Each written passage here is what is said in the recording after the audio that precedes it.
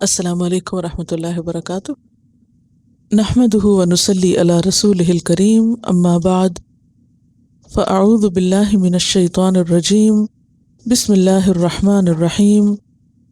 رب اشرح لی صدری ویسر لی امری واحلل عقدۃ من لسانی یفقہوا قولی۔ یا ایھا الذین آمنوا، اے لوگو جو ایمان لائے ہو، لا تأکلوا، نہ تم کھاؤ، اموالکم، اپنے مال۔ اب یہاں پھر حرف ندا آیا ہے، اور منادا کون ہے؟ ایمان والے۔ جی ہاں، اے ایمان والو، کسی کو پکارنا کیسے پکارا جاتا ہے؟ او فلاں، اے ایمان والے۔ ذرا سنوائیں اپنے آپ کو، اے ایمان والو، اے ایمان والی۔ کتنا پیارا انداز ہے۔ اے لوگوں جو ایمان لا چکے، ہم اس کو پتہ رٹا ہوا جملہ پڑھتے فیل بھی نہیں کبھی کرتے۔ میرا نہیں خیال کبھی آپ نے محسوس کیا ہو کہ اللہ تعالیٰ پکار رہے ہو یا ایھا الذین آمنو، اور آپ کہ اچھا وہ میں ہوں، نہیں، وہ پتہ نہیں کون ہوتے۔ یا ایھا الذین آمنو، اے لوگو جو ایمان لائے، ایمان لا چکے ہو، مان چکے ہو رب کو، اب تمہاری ایمان کا تقاضا ہے، اس تقاضے کو پورا کرو۔ اگر نہیں پورا کیا تو ایمان میں کمی ہو جائے گی۔ اچھا بھی کیا کرو، کیا حکم ہے؟ لا تأکلوا اموالکم، اپنے مال مت کھاؤ۔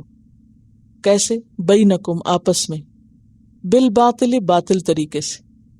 اور مال میں کیا کیا شامل ہے؟ کھانا، ہر چیز شامل ہے، خواہ کیش ہے، کائنڈ ہے، تھوڑا ہے یا زیادہ ہے، ہر قسم کے مال۔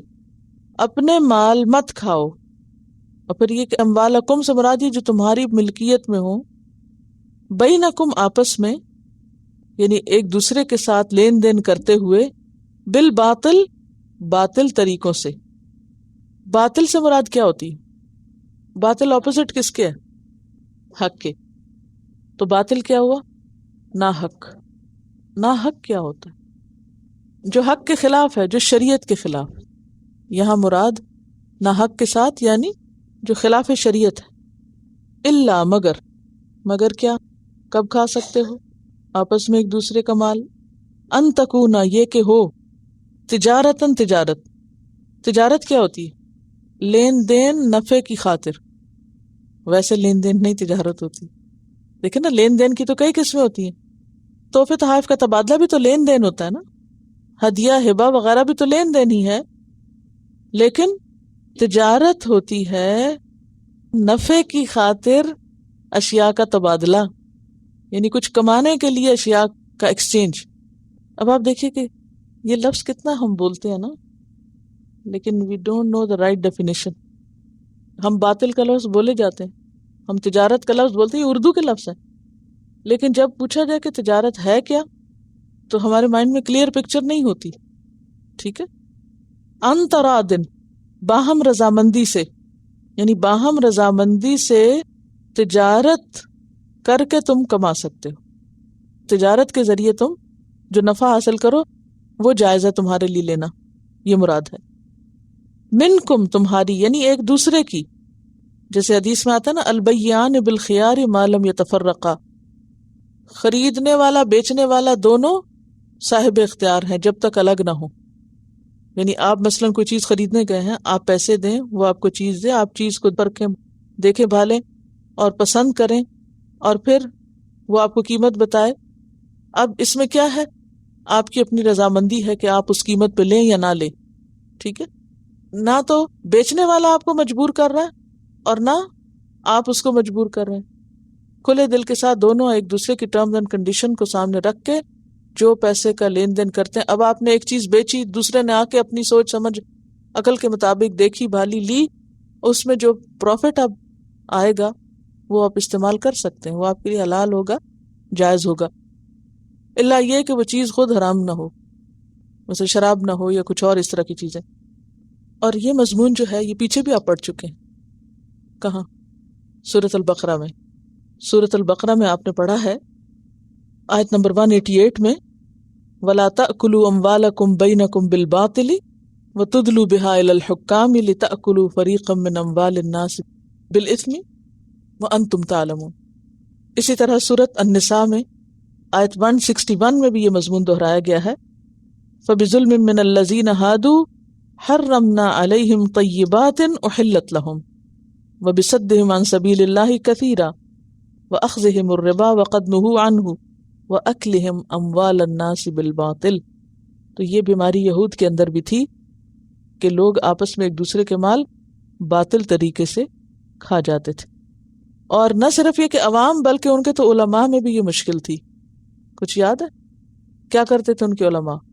سورۃ التوبہ کی آیت نمبر 34 میں آتا ہے یا ایھا الذین آمنوا، اے لوگو جو ایمان لائے ہو، ان کثیرا من الاحبار والرہبان، کہ بہت سے علماء اور شیوخ ان کے لیأکلون اموال الناس، وہ لوگوں کے مال کھا جاتے ہیں بالباطل، ناحق طریقے سے، ویصدون عن سبیل اللہ، اور وہ اللہ کے رستے سے روکتے ہیں، والذین یکنزون الذہب والفضة، اور وہ لوگ جو سونا چاندی جمع کر کر کے رکھتے ہیں، ولا ينفقونها فی سبیل اللہ، اور اسے اللہ کے رستے میں خرچ نہیں کرتے، فبشرہم بعذاب علیم، ایسے لوگوں کو دردناک عذاب کی بشارت دو. تو آپ اس سے کیا سمجھتے ہیں؟ باطل طریقے سے کھانے میں کیا چیزیں شامل ہیں؟ اور چونکہ مال زندگی کا ایک اہم حصہ ہے، قرآن پاک میں اللہ تعالیٰ نے مال کو قیام کا ذریعہ بنایا، یعنی زندگی کو قائم رکھنے کا، اور پھر دعاؤں کی قبولیت کا انحصار بھی اس پر ہے کہ انسان کا رزق حلال ہو، انسان کسی پر ظلم نہ کرے، کسی کا مال غلط طریقے سے نہ ہتھیائے. تو وہ کون سے طریقے ایسے ہیں کہ جو باطل میں شامل ہیں؟ کیونکہ یہ جاننا بہت ضروری ہے، کیونکہ یہ روز مرہ کا معاملہ ہے، ہمارا مرحلہ ہے. تو ایسا نہ ہو کہ انجانے میں ہم کوئی غلط کام کر رہے ہوں اور وہ ہمارے لیے نقصان کا ذریعہ ہو. کیونکہ اگر رزق حرام ہو تو عبادت قبول نہیں، دعا قبول نہیں، اور اگر عبادات قبول نہیں تو پھر یہ ساری محنت کس لیے؟ تو اس کا یہ مطلب نہیں کہ انسان محنت چھوڑ دے، عبادت چھوڑ دے، بلکہ اس کا مطلب یہ ہے کہ انسان اپنے رزق کے یا اپنے مال کمانے کے یا حاصل کرنے کے جو طریقے ہیں ان کو درست کر لے. تو آپ کی سمجھ میں کیا آتا ہے کہ اس سے کیا مراد ہے؟ دیکھیے یہ جو آیت ہے نا، اس میں اللہ تعالیٰ فرماتے ہیں یا ایھا الذین آمنوا لا تأکلوا اموالکم بینکم بالباطل، اے لوگو جو ایمان لائے ہو، آپس میں ایک دوسرے کے مال باطل طریقوں سے نہ کھاؤ. اور اس میں یہ بھی شامل ہے کہ جو خود مال کماتے ہو وہ بھی باطل طریقے سے حاصل کیا ہوا نہ ہو، بلکہ جائز طریقے سے حاصل کردہ ہو. تو اس میں جب لفظ باطل آئے تو باطل کس کے اپوزٹ ہے؟ اب اس کو ذرا سا آیات کے اوپر رکھ کے سوچئے، اور پھر اس کے بعد ہم حدیث سے دیکھیں گے کہ باطل میں کیا کیا شامل ہے. کیونکہ ہم صرف اپنی عقل سے یا اپنے مشاہدے سے جو چیزیں باطل سمجھتے ہیں انہی کو باطل نہیں قرار دیں گے، بلکہ یہ بھی دیکھیں گے کہ اللہ کے رسول صلی اللہ علیہ وسلم نے اس کی وضاحت کس طرح فرمائی ہے. لیکن قرآن پر غور و فکر کا طریقہ یہ ہے کہ اس کے الفاظ کو پہلے سمجھیں، اس کی مراد کو سمجھیں، اور پھر اس کے بعد اس کی آگے تفصیل کو جانیں. تو یہاں پر کھانے کی بات ہو رہی ہے، اور جیسے کہ پہلے بھی میں عرض کر چکی ہوں کہ مال کو کھانے سے تشبیہ کیوں دی گئی، کیونکہ اس میں دو مماثلت کی وجہ ہیں. ایک تو یہ کہ انسان اپنے مال کا یا روزمرہ خرچ کرنے کا زیادہ تر حصہ جو ہے وہ کھانے پینے کی اشیاء پر خرچ کرتا ہے. نمبر دو یہ کہ جب کوئی چیز کھا لی جاتی ہے تو پھر اس کے بعد وہ ختم ہو جاتی ہے ایک طرح سے. تو جب انسان کسی کا مال لے لیتا ہے ناجائز طریقے پر، اس پہ قابض ہو جاتا ہے، تو گویا ایسا ہے جیسے اس نے ہضم کر لیا، یعنی فلاں نے فلاں کا مال ہضم کر لیا. یہ بھی استعمال ہوتا ہے، یعنی مکمل قبضے کے معنوں میں آتا ہے. تو کھانے سے مراد یہ ہے کہ اپنی ملکیت نہ بناؤ، اپنے استعمال میں نہ لاؤ وہ مال جو تم نے باطل طریقے سے حاصل کیا ہو. باطل کس کا اپوزٹ ہے؟ حق کا، یعنی ناحق طریقے. اور ناحق کیا ہے؟ باطل کیا ہے؟ ہر وہ طریقہ جس سے شریعت نے روکا ہے. یہ بات آپ پلے باندھ لیجئے کہ باطل طریقے سے مال کھانے میں کیا کیا شامل ہے.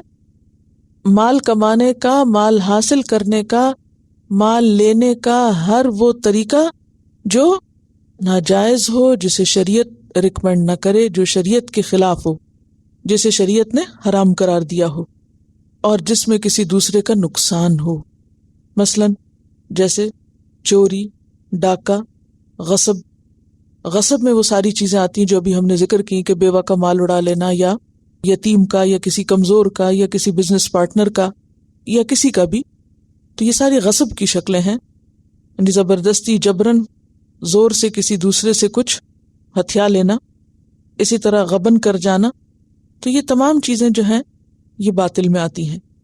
میں آج چند ایک احادیث آپ کے سامنے رکھوں گی، میں کس میں نہیں بتاؤں گی، احادیث سامنے رکھوں گی، کس میں اس میں سے آپ خود نکال لیں کہ یہ کس ضمن میں آتا ہے یا کس حیثیت میں ہمارے سامنے آتا ہے۔ سب سے پہلی بات تو جیسے یہاں پر آئی کہ بینکم، آپس کی رضامندی بہت ضروری ہے۔ کسی شخص کا جو مال بھی ہم اس کی رضامندی کے بغیر حاصل کرتے ہیں وہ باطل ہو جاتا ہے۔ یعنی مال کسی کا ہے، آپ اس سے لے رہے ہیں لیکن وہ دینے پہ راضی نہیں ہے، یا ان شرائط پہ وہ دینے پہ راضی نہیں، لیکن کسی مجبوری سے دے رہا ہے، یا بھلیکھے یا دھوکے میں آ کے جسے کہتے ہیں نا، یا ناسمجھی میں، تو یہ سب باطل میں آ جائے گا۔ بعض اوقات کوئی مجبوری سے کچھ بیچ رہا ہوتا ہے تو آپ کو ضرورت نہیں بھی ہوتی تو آپ کس لیے خرید لیتے کہ چونکہ وہ مجبور ہے، اونے پونے بیچے گا لہذا خرید لو۔ یا یہ کہ وہ ناسمجھ ہے، اس کو پتہ ہی نہیں کہ قیمت کتنی، آپ کو پتہ ہے کہ اس کی کیا ویلیو ہے لیکن اس کو نہیں پتا، تب آپ کیا کر رہے ہیں، اس سے ناجائز فائدہ اٹھا رہے ہیں۔ تو اس میں پھر کیا آ گیا، ناجائز فائدہ، یعنی ناجائز طریقے سے حاصل کردہ فوائد دوسرے سے۔ حضرت ابو ہریرہ رضی اللہ تعالی عنہ کہتے ہیں کہ رسول اللہ صلی اللہ علیہ وسلم نے فرمایا، بائع اور مشتری، بائع کون ہوتا ہے، بیچنے والا، اور مشتری خریدنے والا، صرف اسی حال میں جدا ہوں کہ وہ ایک دوسرے سے راضی ہوں۔ یعنی خرید و فروخت میں الا ان تکون تجارتاً حاضرتاً یہاں پر قرآن میں آیا تو اس کی وضاحت کیا ہے کہ لینے اور دینے والا الگ جب ہوں تو کس پر ہوں، رضامندی پر۔ لینے والا لے کے نہ پچھتائے اور بیچنے والا دے کے نہ پچھتائے۔ سمجھ آ گئی؟ ٹھیک ہے نا؟ یعنی جب آپ لے رہے ہیں تو اطمینان سے لیں اور دے رہے ہیں تو اطمینان سے دیں۔ لا ضرر ولا ضرار، ایک اور روایت میں تو یہ اس حصے میں نہیں، لا ضرر ولا ضرار کیا مطلب، نہ کسی کو نقصان دو اور نہ نقصان اٹھاؤ، نہ کسی کو گھاٹا پہنچاؤ اور نہ خود گھاٹا کھاؤ، کیونکہ دونوں کے اپنے اپنے حقوق ہیں۔ ٹھیک ہے؟ آپ صلی اللہ علیہ وسلم نے فرمایا، بیچنے والا اور خریدنے والا دونوں سودے کو پورا کرنے یا فسخ کرنے کا اس وقت تک اختیار رکھتے ہیں جب تک وہ جدا نہ ہو، سوائے بیع خیار کے۔ ٹھیک ہے؟ یعنی دونوں کا اختیار کب تک ہے، جب تک کہ وہ الگ نہ ہو جائیں۔ جب الگ ہو گئے، ایک دفعہ معاملہ طے پا گیا، تو پھر اب چیز بیچنے والے کو واپس لینے پہ کوئی مجبور نہیں کر سکتا، یعنی کوئی چیز واپس نہیں کر سکتا اور دوسرے کو لینے پہ مجبور نہیں کر سکتا، سوائے بیع خیار کے۔ بیع خیار کیا ہوتی ہے کہ جس میں کوئی ایسی شرط ہو، جیسے یہاں پر آپ دیکھیں کہ خرید و فروخت کے اندر یہ شرط شامل ہے کہ آپ 30 days کے اندر لوٹا دیں، فل پیمنٹ پہ، ہے نا؟ تو یہ کیا ہے، اختیار ہے، یعنی پہلے سے ہی یہ شرط طے شدہ ہے کہ لوٹا سکتے ہیں۔ اس صورت میں تو ٹھیک ہے، لیکن اگر کہیں یہ شرط نہیں ہے لوٹانے کی تو پھر آپ لوٹا نہیں سکتے اور نہ ہی کسی کو واپس لینے پہ مجبور کر سکتے۔ تو پہلی چیز کیا ہے کہ دونوں مطمئن ہوں۔ دوسری چیز یہ کہ اس وقت تک دونوں کا اختیار ہے جب تک کہ وہ اکٹھے ہیں، جب الگ الگ ہو گئے تو پھر اختیار ختم ہو گیا، سوائے اس کے کہ اگر پہلے سے ہی کوئی ٹرم اینڈ کنڈیشن اس میں موجود تھی کسی خاص مدت تک وغیرہ کی۔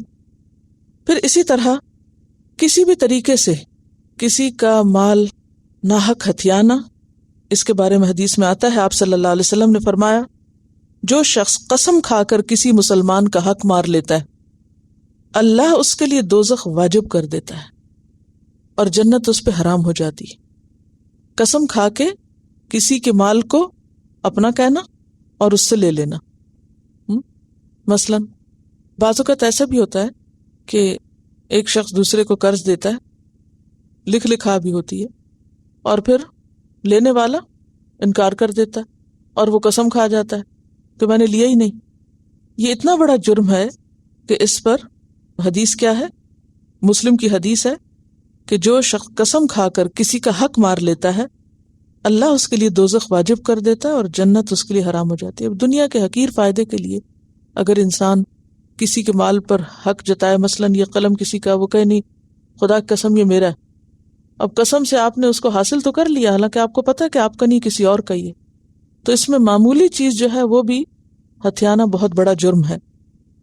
اسی حدیث کے آگے آتا ہے کہ کسی نے آپ سے پوچھا اگرچہ یہ حق تلفی بالکل معمولی قسم کی ہو، یعنی اگر کوئی چھوٹی سی چیز بھی ہو، فرمایا اگرچہ وہ پیلو کے درخت کی ایک شاخ ہی کیوں نہ ہو.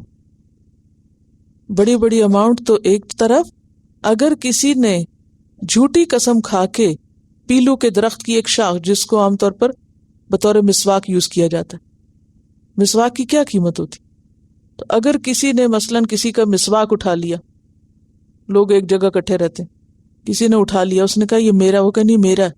اب اٹھانے والا قسم کھا لے جو ناحق اٹھا رہا ہے اور کہے نہیں خدا کی قسم یہ میرا، صرف اتنے حق سے اس نے دوسرے کو محروم کیا قسم کھا کے. تو یہ اللہ تعالیٰ کو شدید غضبناک کرنے والی بات ہے. یعنی کسی کا دوسرے کے مال پہ کوئی حق نہیں، خواہ وہ شوہر ہی کیوں نہ ہو، خواہ وہ بھائی کیوں نہ ہو، خواہ قریبی رشتہ دار ہی کیوں نہ ہو، خواہ ایک جگہ رہنے والے ہی کیوں نہ ہو. تو ہر انسان کو اللہ تعالیٰ نے اس کے مال میں ملکیت کا حق دیا ہے کہ وہ پھر اپنی مرضی سے جیسے چاہے استعمال کرے. لیکن اگر کوئی جبرن یا ظلمن یا غصبن یا جھوٹی قسم کھا کے یا کسی بھی ہتھ کنڈے سے دوسرے کا مال حاصل کر لے تو وہ اپنی آخرت برباد کر لیتا ہے. حضرت ابو ہریرہ کہتے ہیں کہ اللہ تعالیٰ 4 قسم کے آدمیوں سے دشمنی رکھتا ہے. ایک وہ جو قسمیں کھا کر سودا بازی کرتا ہو. ان میں سے ایک کون ہے؟ جو قسم کھا کے سودا بازی کرے، یعنی غلط طریقے سے مال بیچے. مثلاً کیا قسم کھانا؟ اتنی تو خرید بھی نہیں، یعنی جھوٹی قسمیں کھا کے، مراد یہ ہے جھوٹی قسمیں کھا کے وہ مال بیچتا ہے، حقیر قسم کا مال بڑھا چڑھا کے بتاتا ہے اور زیادہ فائدہ حاصل کرتا ہے. پھر اسی طرح ایک اور حدیث ہے، حضرت ابو ذر کہتے ہیں کہ آپ صلی اللہ علیہ وسلم نے فرمایا قیامت کے دن اللہ تعالیٰ 3 لوگوں سے کلام بھی نہ کرے گا اور نہ ان کی طرف دیکھے گا اور انہیں دردناک عذاب ہوگا. میں نے پوچھا یا رسول اللہ صلی اللہ علیہ وسلم وہ کون ہیں؟ وہ تو نامراد ہو گئے، یعنی اس سے بڑی بدقسمتی کیا ہے کہ اللہ تعالیٰ کسی سے بات نہ کرے اور وہ خسارے میں رہے. فرمایا تہبند ٹخنوں سے نیچے لٹکانے والا، احسان جتانے والا، اور تیسرے جھوٹی قسم کھا کر اپنا مال بیچنے والا. یہ مسلم کی روایت ہے. پھر اسی طرح آپ صلی اللہ علیہ وسلم نے فرمایا اے تاجروں کے گروہ، سودے بازی میں بےہودہ باتیں اور قسمیں شامل ہو جاتی ہیں، لہٰذا تم ان کے ساتھ صدقہ بھی ملا لیا کرو، یعنی پھر اس میں سے کثرت سے صدقہ دو تاکہ وہ مال صاف ہو. پھر اسی طرح ناپ تول میں کمی کرنا جو ہے یہ بھی اسی میں شامل ہوتا ہے، یعنی پیسے زیادہ لے لینا اور کام کم کرنا، معاوضہ زیادہ وصول کر لینا اور اس کے بدلے میں جو چیز طے ہوئی ہے وہ نہ کرنا. مثلاً کہیں آپ جاب کر رہے ہیں، آپ جس چیز کے بدلے میں معاوضہ لیتے ہیں وہ معاوضہ تو پورا لے لیں، لیکن اتنا جو کام آپ کے ذمہ ہے وہ نہ کریں. اس وقت کو آپ ادھر ادھر ٹال مٹول کر کے فارغ گزار دیں. یا پھر یہ ہے کہ ایک مخصوص مقدار کی چیز آپ کو ایک مخصوص مال کے ساتھ خریدنی تھی، پیسہ تو آپ پورا دے دیں لیکن جو چیز آپ کو ملے وہ ناپ میں یا تول میں کم ہو. قرآن پاک میں بھی آتا ہے ویل للمطففین، ہلاکت ہے ناپ تول میں کمی کرنے والوں کے لیے. ابن عباس سے موقوفاً روایت ہے کہ آپ نے ناپ تول کرنے والوں سے فرمایا بلا شبہ تم 2 ایسے کاموں کے والی بنائے گئے ہو کہ تم سے پہلے کی قومیں اس جرم کی پاداش میں ہلاک ہوئیں. کون سی قوم اس جرم میں ہلاک ہوئی تھی؟ قوم شعیب. ایک دفعہ آپ بازار تشریف لے گئے، وہاں ایک تولنے والا کوئی جنس تول رہا تھا، کوئی چیز تول رہا تھا. اسے دیکھ کر آپ نے فرمایا تولو اور کچھ جھکتا ہوا تولو، یعنی جب تولو تو جھکا کے تولو، یعنی ذرا زیادہ دے کے تولو، زیادہ ڈال کے تولو، کیونکہ دوسرے کے حق میں کمی نہ ہو. تو وہ جو چھوٹی چھوٹی چیز اڑائی جاتی ہے نا اس کمی میں، اس پر پکڑ ہے. متففین میں جو کمی کرنے والا ہے وہ کوئی بڑی چیزیں نہیں، چھوٹا چھوٹا حصہ نکالنے والا. حضرت عمر کہتے ہیں کہ آپ صلی اللہ علیہ وسلم نے فرمایا اللہ یہود کو غارت کرے، ان پر چربی حرام کی گئی تو انہوں نے اسے پگھلایا اور بیچ ڈالا. اس سے کیا پتہ چلتا ہے کہ یہ کون سے مال باطل کی قسم ہے؟ ہیلے بہانے سے کسی چیز کو اپنے لیے حلال کر لینا، یعنی چیز اصلاً حرام ہے لیکن اس کی کوئی شیپ بدل لینا یا اس کا کوئی رخ بدل لینا یا اس کا نام بدل لینا، حالانکہ وہ چیز اصل میں حرام ہی ہے. تو اب چربی اللہ نے حرام کی تو انہوں نے کیا کیا، چربی کو گوشت کے ساتھ تو نہیں بیچا، اسے پگھلا لیا، تیل بنا لیا اور وہ بیچ ڈالا. اب وہ کیا ہے، گوشت کے ساتھ بیچتے تو وہ چربی تھی اور یہ آئل ہو گیا. جیسے یہود کی اور ہیلا بازیاں بھی ہیں، سبت کے دن انہوں نے مچھلیاں پکڑی، تو اسی قسم کی یہ ہیلا بازی بھی. تو اس طرح بھی چیز جو ہے جو اصلاً حرام ہے اس کی شکل بدلنے سے وہ حلال نہیں ہو جاتی. جابر بن عبداللہ کہتے ہیں کہ آپ صلی اللہ علیہ وسلم نے فرمایا بلا شبہ اللہ نے شراب، مردار، سور اور بتوں کی سوداگری کو حرام قرار دیا ہے. بخاری کی روایت ہے. کیا کیا بیچنا حرام ہے؟ یہ کس چیز کی کمائی حرام ہے؟ شراب، مردار، میتہ، سور، بتوں کی سوداگری یعنی بت بیچنا خریدنا. ابو مسعود انصاری کہتے ہیں کہ آپ صلی اللہ علیہ وسلم نے کتے کی قیمت، فاحشہ کی کمائی اور نجومی کی اجرت سے منع فرمایا ہے. یہ مال حاصل کرنے کے طریقے خواہ کوئی محنت کر کے بھی کرے یہ بھی حرام ہے. کیا؟ کتے کی قیمت، جیسے کتا پالے اور اس کے بچے ہوں اور پھر وہ بچے جو ہیں کتے کے وہ آگے بیچے یا پال کے بڑا کر کے یا کوئی اس کو بزنس بنا لے تو یہ بھی منع ہے. اسی طرح فاحشہ کی کمائی سے مراد کیا ہے؟ یعنی کوئی عورت اپنا جسم بیچے، عزت و عصمت بیچے. اور نجومی کی اجرت یعنی ہاتھ دیکھ کے یا پھر قسمت بتا کے یا کسی بھی طرح کوئی پریڈکشن کر کے یا ہاروسکوپ بنا کے یا ایسی کسی بھی قسم کی آمدنی میں انوالو ہونا جو ہے وہ بھی حرام ہے. پھر اسی طرح چرب زبانی کے ذریعے کوئی چیز حاصل کر لینا. حضرت ام سلمہ کہتی ہیں کہ آپ صلی اللہ علیہ وسلم نے فرمایا میں بھی ایک آدمی ہوں، تم میرے سامنے جھگڑا لیے ہوئے آتے ہو. کبھی اپنی دلیل دوسرے فریق کی نسبت اچھی بیان کرتے ہو، یعنی ایک فریق دوسرے کی نسبت چرب زبان ہو کر اپنے موقف کو بہت اچھی طرح واضح کرتا ہے.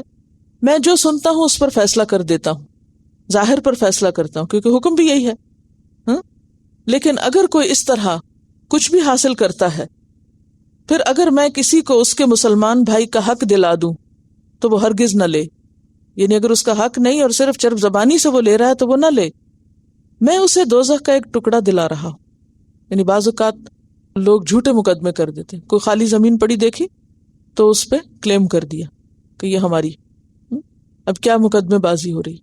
اب جس کی زمین تھی مثلاً اس کے پاس کاغذ نہیں تھے یا کوئی اور سبب کہ وہ اپنی ملکیت ثابت نہیں کر سکتا، لیکن جس نے اس کے خلاف مقدمہ کیا یا جس نے کلیم کیا، جھوٹا کلیم کیا، وہ جانتا ہے کہ یہ میری نہیں ہے، لیکن صرف اس لیے کہ وہ دوسرے کی مجبوری یا کمزوری یا اس کی اس مشکل سے فائدہ اٹھا کے وہ ہتھیانا چاہتا ہے.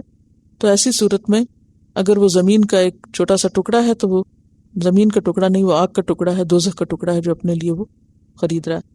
بلکہ ایک جگہ پر تو آتا نا کہ اگر کسی نے کسی کی بالش بھر زمین بھی ناجائز ہتھیا لی تو قیامت کے دن اس کے گردن میں 7 زمینوں کا طوق ہوگا. یعنی سخت قسم کی سزا اس شخص کو ملے گی. پھر اسی طرح ذخیرہ اندوزی بھی منع ہے. ذخیرہ اندوزی کیا ہوتی ہے؟ مثلاً جو ضرورت کی چیزیں ہیں ان کو روک لینا، بازار میں مصنوعی قلت پیدا کر دینا، مثلا سٹور بھر لینا اور لوگوں کے لیے اویلیبل نہ کرنا. آپ نے دیکھا ہوگا کہ جب کسی چیز کی اویلیبلٹی نہیں ہوتی، وہ مہیا نہیں ہوتی، تو عموماً لوگ کیا کرتے ہیں؟ زیادہ خریدنے لگتے ہیں.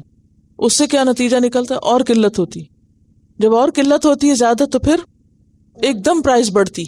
اب تاجروں کا ایسا کرنا کس مقصد یا کس وجہ کے لیے ہوتا ہے؟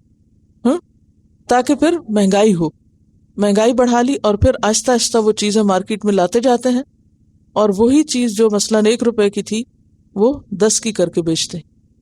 بعض اوقات ایک فصل اتری اور وہ ساری کی ساری اپنے سیزن میں نہیں ختم ہوتی، تو کچھ آپ رکھ لیتے ہیں، کچھ بیچ دیتے ہیں اور پھر ساتھ ساتھ لوگوں کو فراہم کرتے ہیں. اور اگر نیت فراہمی کی ہے تو وہ اور بات ہے، اور اگر نیت ذخیرہ اندوزی کی ہے تاکہ مارکیٹ میں ختم ہو جائے تو پھر ہم نکالیں، تو ایسا منع ہے. پھر اسی طرح چیز کا عیب نہ بتانا، یعنی دھوکہ دے کے بیچنا چیز کو.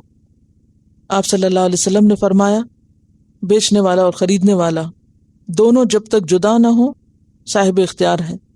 پھر اگر انہوں نے سچ بولا، صاف گوئی سے کام لیا، تو ان کے سودے میں برکت دی جائے گی، اور اگر وہ عیب چھپا گئے، جھوٹ بولا، تو ان کے سودے سے برکت اٹھا لی جائے گی. یعنی ایسی خرید و فروخت میں برکت بھی نہیں ہوتی. ایک دفعہ آپ صلی اللہ علیہ وسلم کا گزر ایک غلے کے ڈھیر پر ہوا، یعنی کوئی شخص غلہ بیچ رہا تھا اور ڈھیر تھا اس کے پاس. آپ نے اپنا ہاتھ اس میں داخل کیا تو اس میں نمی محسوس ہوئی. اس نے بھگویا ہوا تھا اندر سے. بھگویا کیوں تھا؟ وزنی ہو جائے، بھاری ہو جائے. آپ نے پوچھا اے غلے والے یہ کیا، ایسا کیوں ہے؟ یعنی اوپر سے بہت اچھا نظر آ رہا ہے اور اندر سے گیلا. کہنے لگا یا رسول اللہ صلی اللہ علیہ وسلم بارش ہو گئی تھی. آپ نے فرمایا تو نے اس نمدار غلے کو ڈھیر کے اوپر کیوں نہیں رکھا؟ اور بارش ہو گئی تھی تو چھپانے کی کیا ضرورت تھی، تاکہ لوگ اسے دیکھ سکتے.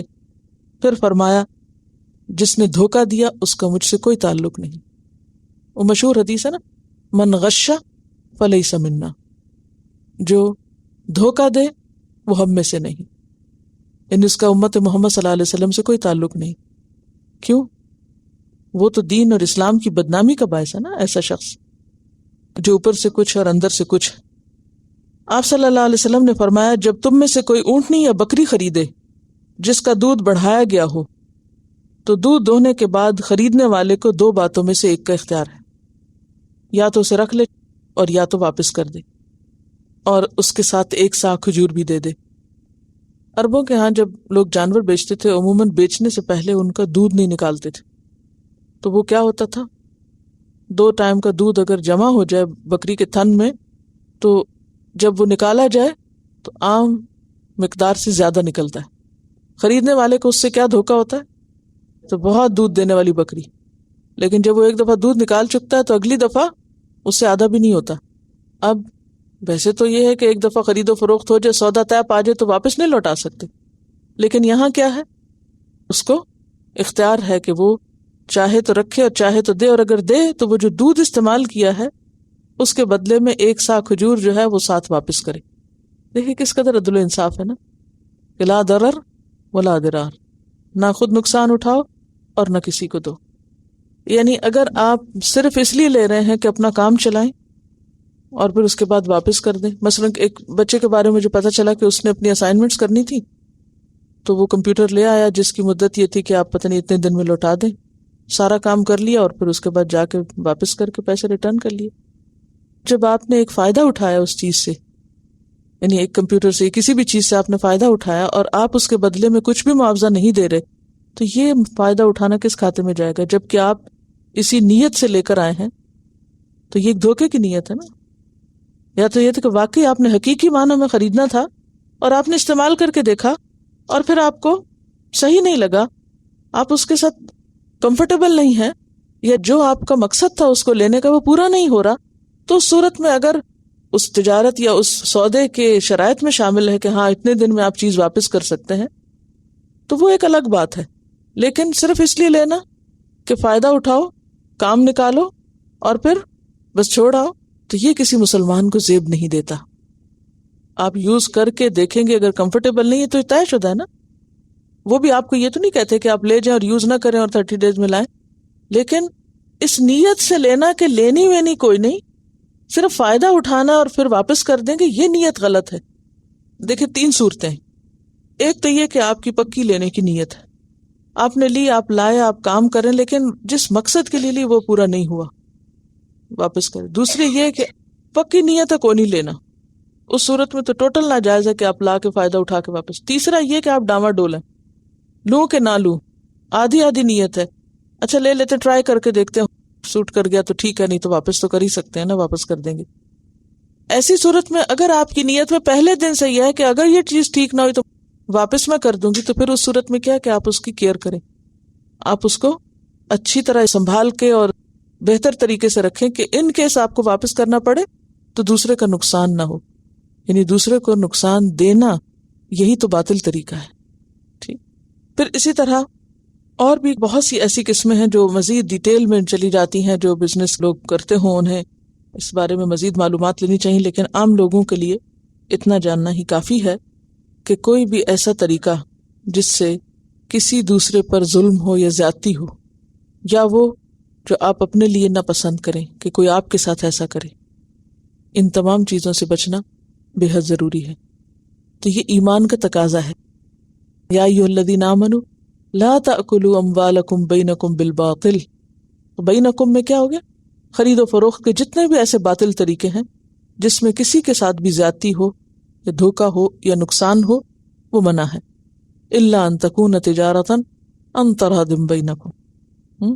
یہ چیز ہمارے روزمرہ زندگی سے متعلق ہے، تو اس میں اگر ہم خود نہ بھی انوالو ہوں کسی طرح تو اپنے شوہر، اپنے بھائی، اپنے بچے، ایون بچوں کو آپ دیکھیں، بچے آپ کے ایسے ماحول میں رہتے ہیں نا کہ جہاں چاروں طرف اس قسم کی چیزیں ہو رہی ہوتی ہیں، وہ جب دیکھتے ہیں کہ اور سب یہ کر رہے ہیں اور وہ اس کو کس طرح پیش کرتے ہیں کہ صرف جائز نہیں، بہت سمارٹنس کی بات ہے. تو ایسی صورت میں اپنے ہی بچوں کو انکریج کرنے کی بجائے کہ ہاں واقعی تم تو بہت ذہین ہو، تم نے تو ایسا طریقہ دھوکہ دینے کا سوچا ہے جس سے پہلے کبھی کسی کے ذہن میں آیا نہیں، تو کیا کرنا چاہیے؟ ڈسکریج کرنا چاہیے. یعنی بہت سی چیزیں جو آپ یہاں پڑھتے ہیں تو آپ یہ سوچ کے ذہن بلاک نہیں کر لیا کریں کہ ہمارے سے متعلق نہیں. کس لیے پڑھیں؟ اگر آپ سے متعلق نہیں تو آپ کے گھر میں کسی سے متعلق ہو سکتی ہے، اور کم از کم آپ کے پاس اچھے برے کی پہچان تو ہو کہ اگر کوئی آپ کے پاس کر رہا ہے تو نہیں انل منکر کر سکے. اب آپ ایک کوشش تھوڑی سی کریں. اگر آپ واقعی سمجھتے ہیں کہ اس علم کے ساتھ آپ نے آگے بھی یعنی ایک تعلق رکھنا ہے، تو اس میں پھر تھوڑی تھوڑی ہر مہینے بچت کر کے کچھ نہ کچھ اپنی لائبریری میں اضافہ کرتے رہیں. اور اس میں خصوصاً آپ کے پاس تفسیر ابن کثیر ہونی چاہیے، اسی طرح تفہیم القرآن، تفسیر القرآن عبد الرحمن کیلانی کی، پھر اسی طرح کچھ اور کتابیں بھی. لیکن کوئی بھی چیز لینے سے پہلے یہ دیکھ لیں کہ آپ اس سے استفادہ کرنے کے کس حد تک قابل ہیں. یہ نہ ہو کہ وہ لا کے اور پھر بند کے بند رکھے رہیں اور ان کو کھول کے نہ دیکھیں، تو یہ بھی ایک مال ضائع کرنے والی بات ہے. ایک ویب سائٹ ہے millat.com millat.com. اس میں اردو کی تفسیریں موجود ہیں. چلیے آگے چلتے ہیں. وَلَا تَقْتُلُوا أَنفُسَكُمْ، اور تم اپنے آپ کو قتل نہ کرو.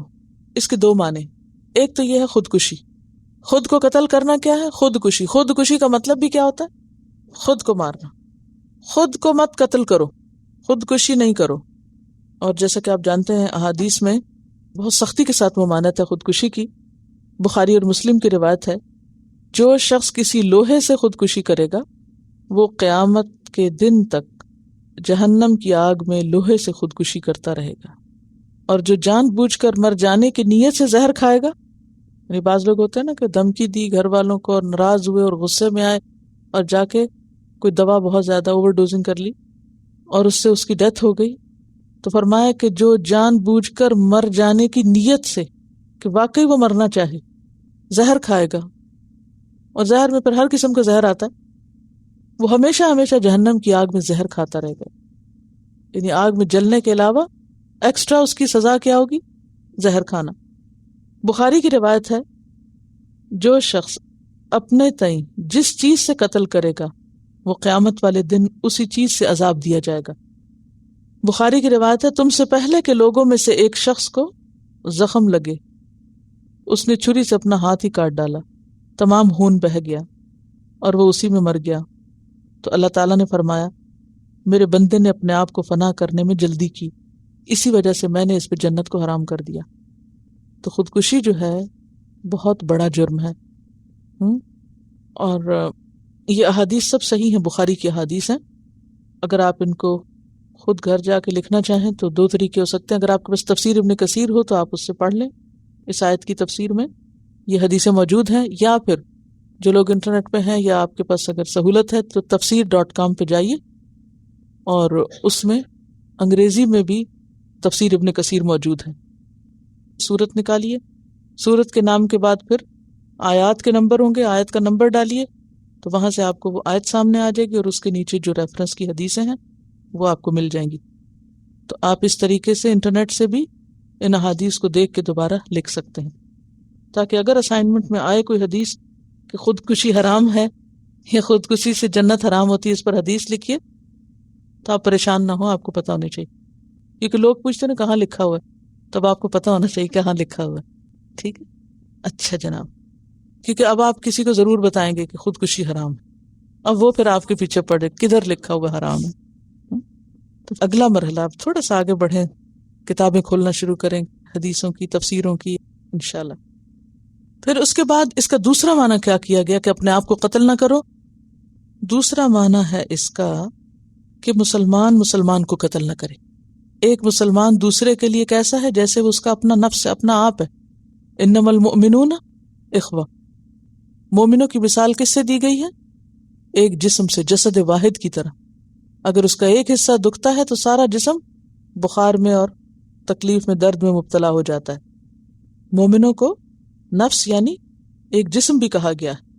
تو پھر معنی کیا ہوگا کہ اپنے آپ کو قتل نہ کرو، یعنی کوئی مومن مومن کو قتل نہ کرے. ان اللہ، بے شک اللہ تعالی، کانا ہے بکم، ساتھ تمہارے، رحیمہ، رحم فرمانے والا. بے شک اللہ تمہارے ساتھ رحم کرنے والا ہے، بہت مہربان ہے. اس لیے وہ منع کر رہا ہے کہ خودکشی نہ کرو، اس لیے منع کر رہا ہے کہ تم آپس میں مال ناجائز طریقے سے نہ کھاؤ.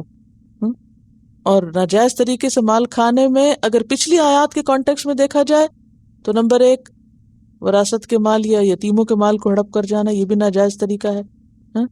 پھر اسی طرح عورت کا مہر ہڑپ کر جانا، مہر ادا نہ کرنا، یا اسی طرح کسی کے ساتھ اگر کچھ دینے دلانے کا وعدہ کر رکھا ہے تو اس شرط کو پورا نہ کرنا، یہ سب ناجائز اور باطل طریقے ہیں.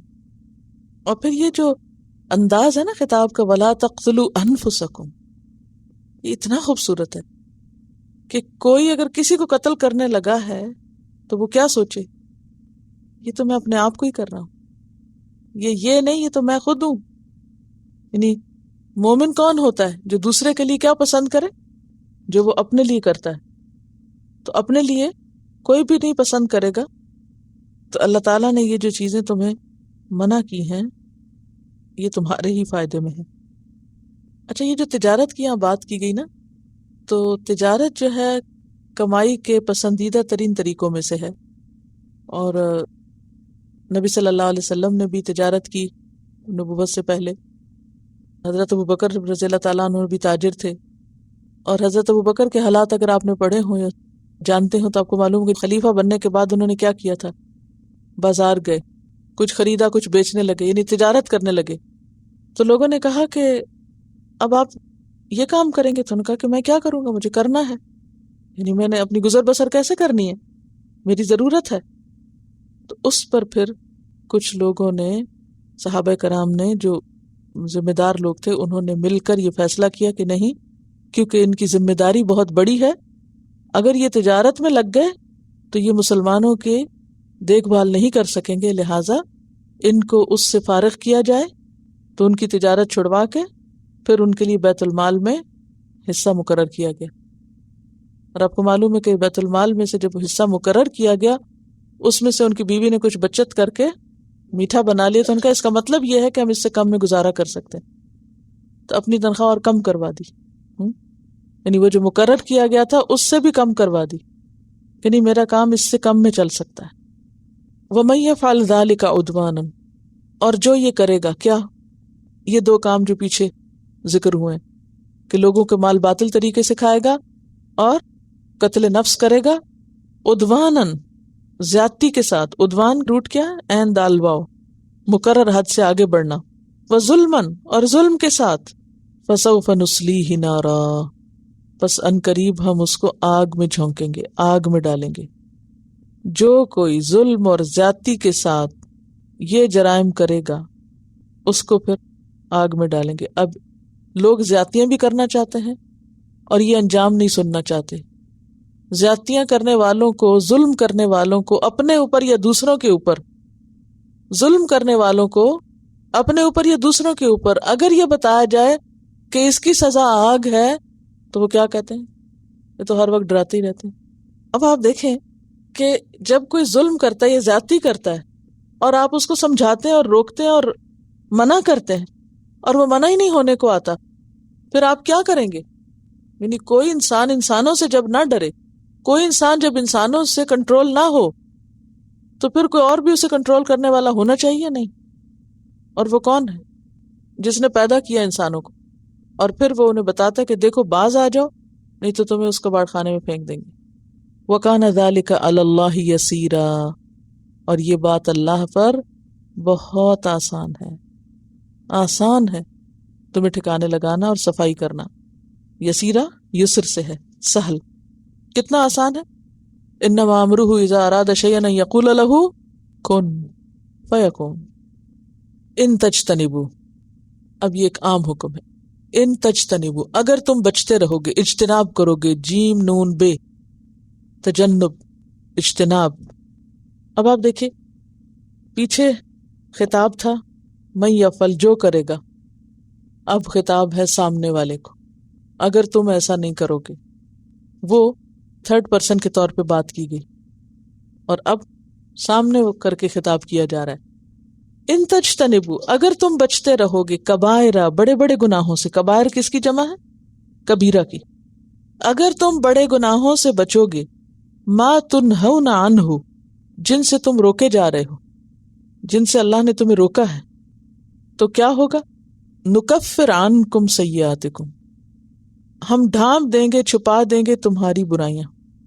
عموماً اردو میں ترجمہ کرتے ہیں ہم دور کر دیں گے تم سے تمہاری برائیاں، لیکن نکفر کا لفظ کفر سے ہے۔ کفر کہتے ہیں چھپانے کو، ستر، اہتمام سے چھپانا۔ ہم چھپا دیں گے تمہاری برائیاں۔ اور سیئات کس سے ہے؟ سیئہ، اور سیئہ کا روٹ کیا ہے؟ سین واو حمزہ، سو۔ سو کس کو کہتے ہیں؟ برے کو، اسی سے پھر سیئہ اور سیئ، اور پھر سیئہ، اور پھر سیئات، شیپ بدلی ہوئی ہے مختلف طرح سے۔ اور سیئات عام ہے، کبائر بڑے گناہ اور سیئات چھوٹے گناہ۔ اگر سیئہ، یہ بڑی غور سے سننے کی بات ہے تاکہ آپ صحیح فہم حاصل کریں بات کا، اگر سیئہ کا لفظ الگ طور پر آئے تو اس سے مراد بڑے اور چھوٹے سب گناہ ہوتے ہیں، لیکن جب سیئہ کا لفظ کبائر کے مقابلے میں آئے تو پھر اس سے مراد چھوٹے گناہ ہوتے ہیں۔ سمجھ گئے؟ سب سے پہلے تو مجھے بتائیے سیئہ کا مطلب کیا ہے؟ برائی یعنی گناہ۔ کون سا گناہ، بڑا یا چھوٹا؟ دونوں اس میں شامل ہوتے ہیں، لیکن یہاں آپ چھوٹے گناہ کہہ رہے ہیں، وہ کیوں؟ کیا حق ہے آپ کو کہنے کا؟ جی کیونکہ یہ کبائر کے مقابل آ رہا ہے، ٹھیک ہے؟ تو کبائر کے چونکہ مقابل آ رہا ہے، اس لیے سیئہ سے مراد یہاں چھوٹا گناہ ہوگا، یعنی چھوٹی چھوٹی غلطیاں، چھوٹے چھوٹے گناہ۔ وَنُدْخِلْكُمْ، اور ہم داخل کریں گے تم کو، مدخلاً، داخل کرنے کی جگہ، کریما، عزت والی، تمہیں عزت والی جگہ پہ داخل کریں گے۔ تو آیت کا خلاصہ کیا ہے کہ اگر تم بڑے گناہوں کو چھوڑ دو گے، بڑے گناہوں سے بچو گے، ان کے قریب نہیں جاؤ گے، تو ہم تم سے تمہاری چھوٹی چھوٹی برائیاں جو ہیں ان کو کیا کریں گے؟ دور کر دیں گے، ہٹا دیں گے، چھپا دیں گے۔ تو اس سے کیا پتہ چلتا ہے کہ جو بڑے گناہوں سے بچتا ہے اس کے بدلے یا اس کے صدقے اس کے چھوٹے گناہ بھی معاف کر دیے جاتے ہیں۔ یعنی بڑے گناہوں سے بچنا اس قدر فائدہ مند ہے کہ اس کے نتیجے میں انسان کے چھوٹے چھوٹے گناہ معاف کر دیے جاتے ہیں، ٹھیک ہے؟ اچھا، یہ بڑے گناہ ہیں کیا جن سے بچنے کے لیے کہا گیا؟ بڑے گناہوں کو آپ یوں سمجھ سکتے ہیں کہ بعض تو نص سے ثابت ہیں کہ یہ بڑے، ان کو احادیث میں بڑے گناہ کے نام سے یاد کیا گیا، لیکن نص کے علاوہ کچھ اور بھی انڈائریکٹ طریقے ہیں یہ جاننے کے کہ بڑے گناہ کیا ہے۔ مثلا ہر وہ گناہ جس پر حد جاری ہوتی ہو وہ بڑا گناہ ہے۔ مثلا زنا، چوری، شراب پینا اور قتل، زنا، چوری، قذف ہوتا ہے کسی بھولی بھالی مومن عورت پر زنا کا الزام لگانا، یہ قذف ہوتا ہے، یعنی وہ گناہ جس پر کوئی حد مقرر کی گئی ہو۔ دوسرا یہ کہ وہ گناہ جن کے اوپر جہنم کی وعید آئی ہو کہ یہ کرو گے تو جہنم میں ڈالیں گے، ٹھیک ہے۔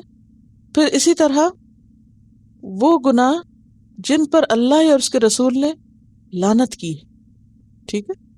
تو کون کون سے ہو گئے؟ نمبر ایک، وہ جو نص سے ثابت ہے۔ نص سے ثابت کا مطلب کیا ہوتا ہے؟ کوئی بتائے گا آپ میں سے؟ قرآن کی کوئی آیت بتاتی ہے کہ یہ بڑا ہے، یا حدیث بتاتی ہے؟ مثلا حدیثوں میں سے ایک حدیث ہے، حضرت ابو ہریرہ رضی اللہ تعالیٰ عنہ کہتے ہیں کہ آپ صلی اللہ علیہ وسلم نے فرمایا 7 ہلاک کرنے والے گناہوں سے بچو۔ صحابہ نے پوچھا یا رسول اللہ صلی اللہ علیہ وسلم وہ کون سے ہیں؟ فرمایا شرک باللہ، جادو، ایسی جان کو ناحق قتل کرنا جسے اللہ نے حرام قرار دیا، سود، یتیم کا مال کھانا، میدان جنگ سے فرار، پاک باز بھولی بھالی مومن عورتوں پہ تہمت لگانا۔ یہ ہے بخاری کتاب المحاربین، صحیح مسلم کی حدیث کتاب الایمان باب بیان الکبائر۔ تو یہ حدیث بڑے گناہوں کی تفصیل میں آتی ہے، تو یہ نص سے ثابت ہیں یہ بڑے گناہ، یعنی ان گناہوں کا بڑا ہونا نص سے ثابت ہے۔ ایک اور حدیث ہے، عبداللہ بن مسعود کہتے ہیں میں نے رسول اللہ صلی اللہ علیہ وسلم سے پوچھا اللہ کے نزدیک کون سا گناہ بڑا ہے؟ فرمایا کہ تو کسی کو اللہ کے برابر کر دے حالانکہ اللہ نے تجھ کو پیدا کیا ہے، یعنی شرک۔ میں نے عرض کیا یہ تو واقعی بڑا گناہ ہے، اس کے بعد کون سا گناہ بڑا ہے؟ فرمایا تو اولاد کو اس ڈر سے مار ڈالے کہ اسے کھلانا پڑے گا۔ میں نے پوچھا پھر کون سا گناہ بڑا ہے؟ فرمایا کہ تو ہمسائے کی بیوی سے زنا کرے۔ زنا تو ویسے ہی برا ہے، لیکن ہمسائے کی بیوی سے زیادہ برا اس لیے ہے کہ ہمسائے کا حق بڑا ہے۔ جیسے زنا ویسے برا ہے، لیکن اگر کوئی محرمات میں سے کسی کے ساتھ کرتا ہے تو وہ اور زیادہ برا ہے۔ جیسے کہا کہ وَلَا تَنْكِحُوا مَا نَكَحَ آبَاؤُكُمْ، اور پھر اس میں کہا کہ مقتم وساء سبیلا۔ حضرت انس بن مالک کہتے ہیں کہ رسول اللہ صلی اللہ علیہ وسلم نے کبیرہ گناہوں کا ذکر کیا تو فرمایا بڑے گناہ یہ ہیں اللہ کے ساتھ شرک کرنا، ناحق خون کرنا، والدین کو ستانا۔ اب آپ دیکھیں ہم میں سے ہر ایک شرک کو تو بڑا گناہ کہتا ہے، کسی کو قتل کرنے کو بھی، لیکن شرک اور قتل کے برابر ہے ماں باپ کو تنگ کرنا۔ پھر فرمایا کیا میں تمہیں بڑے سے بڑا گناہ نہ بتاؤں؟ قول الزور، جھوٹ کو ہیرا پھیری سے سچ بتانا، یا ایسی ہی جھوٹی گواہی دینا۔ یہ جھوٹ بولنا جو ہے، یہ جھوٹی باتیں کرنا یا دوسرے کو دھوکہ دینا، یہ بھی اکبر الکبائر میں سے ہے۔ تو اس سے کیا پتہ چلتا ہے کہ کچھ بڑے گناہ تو نص سے ثابت ہیں کہ یہ بڑے ہی ہیں، کچھ ایسے ہیں کہ جن کے لیے یہ لفظ نہیں آیا ہوگا کہ یہ بڑا گناہ ہے، لیکن اس پر شدید وعید ہوگی، مثلا جہنم کی وعید ہوگی، یا یہ کہ اس پر اللہ کی طرف سے یا اللہ کے رسول صلی اللہ علیہ وسلم کی طرف سے لعنت ہوگی۔ تو ایسے گناہ بھی کیا ہوتے ہیں؟ بڑے گناہ ہوتے ہیں۔ اچھا، آپ دیکھیے کہ اس کی بھی علماء نے پھر آگے کیا کیا ہے، ڈیٹیلز معلوم کی ہیں اور ان کو نکالا ہے اور اس پہ کتابیں لکھی ہیں۔ مثلا الزواجر کے نام سے ایک کتاب ہے ابن حجر الہیثمی کی، الزواجر، عربی میں کتاب ہے کہ اردو ترجمہ بھی ہو چکا ہے اس کا، ٹھیک ہے۔ اس میں قرآن و سنت سے انہوں نے بہت سے بڑے گناہوں کی تفصیل دی۔ اسی طرح امام ذہبی سے بھی ایک کتاب منسوب ہے الکبائر کے نام سے، یہ بڑی کتاب ہے اور اس کا ایک اردو میں خلاصہ مکتب الدعوہ والارشاد سعودی عرب والوں نے چھاپا ہوا ہے۔ بہرحال اب یہ ہے کہ وہ میں اس وقت سے خواہش یہ کر رہی تھی کہ سب کو ایک ایک فری بانٹ دی جائے، کیونکہ بڑے گناہوں کی لسٹ ہے تو پتہ ہونا چاہیے کہ کیا کیا بڑا ہے۔ ہر وقت ہر ایک کو بتانا مشکل ہوتا ہے، تو اگر انسان خود ہی پڑھتا رہے۔ میں نے اس کتاب کو اس طرح پڑھا تھا کہ ہر روز بس ایک گناہ کے بارے میں پڑھتی تھی۔ میجر سینس کے نام سے انگلش میں بھی کتاب موجود ہے۔ تو ابن عباس سے کسی نے کہا کہ کبیرہ گناہوں کی تعداد 7 ہے، تو آپ نے فرمایا 7 نہیں 700 کہو، زیادہ مناسب ہے، یعنی بہت ڈیٹیل ہے اس میں بھی۔ اور پھر یہ ہے کہ چونکہ اللہ تعالیٰ نے فرمایا نا کہ اگر تم بڑے گناہ سے بچ جاؤ تو چھوٹے گناہ ہم معاف کر دیں گے اس کے عوض، کہ یہ شخص اللہ سے ڈرتا تھا، بڑے بڑے گناہ اس نے چھوڑ دیے، تو انسان تھا نا، کمزور تھا، خلق الانسان ضعیفا، تو چھوٹی چھوٹی غلطیاں، چھوٹی چھوٹی کوتاہیاں موجود ہیں، چلو ان سے بھی صرف نظر کرو. لیکن اگر کوئی بڑے گناہ کرتا ہے تو اس کے بڑے بھی اور ساتھ چھوٹے بھی تولے جائیں گے. اسی کے بارے میں پھر وہ آتا ہے کہ جس نے ذرہ برابر بھی گناہ کیا پھر اس کو دیکھے گا. ہاں، یعنی پھر انسان اس دن پریشان ہوگا اور کہے گا ما لہذا الکتاب، اس کتاب کو کیا ہو گیا، یعنی میرے نامہ اعمال کو، کہ لا یغادر صغیرۃ ولا کبیرۃ الا احصاها، کہ ہر بڑی چھوٹی بات اس نے اپنے اندر لکھ رکھی ہے. اور یہ اللہ تعالیٰ کا خاص فضل ہے کہ وہ بندوں کے گناہوں کو معاف کرتا رہتا ہے. اور بڑے گناہوں سے بچنے والوں کے لیے ایک بشارت ہے. کیا بشارت ہے؟ وَنُدْخِلْكُمْ مُدْخَلًا كَرِيمًا، ہم داخل کریں گے تم کو مدخلاً کریما، عزت والی جگہ پر. وہ کون سی جگہ عزت والی؟ جنت ہے. اور جہنم کے لیے کیا کہا؟ عذاب مہین. مہین کا کیا مطلب ہے؟ رسوا کرنے والا. مدخل جو ہے نا، یہ اسم مکان ہے، داخل ہونے کی جگہ، داخل ہونے کی جگہ، اور مراد ہے جنت. جنت میں داخل کریں گے. اور جنت کیا ہے؟ اللہ کی رحمت، اس کا کرم. وہ دار الکرم ہے، وہ دار السلام ہے، جہاں اللہ تعالیٰ اپنے بندوں پر فضل فرمائے گا. کس پر؟ ایسے بندوں پر جو کبائر سے بچنے والے ہیں. وآخر دعوانا ان الحمد للہ رب العالمین. سبحانک اللہم وبحمدک، نشہد ان لا الہ الا انت، نستغفرک ونتوب الیک. السلام علیکم ورحمۃ اللہ وبرکاتہ.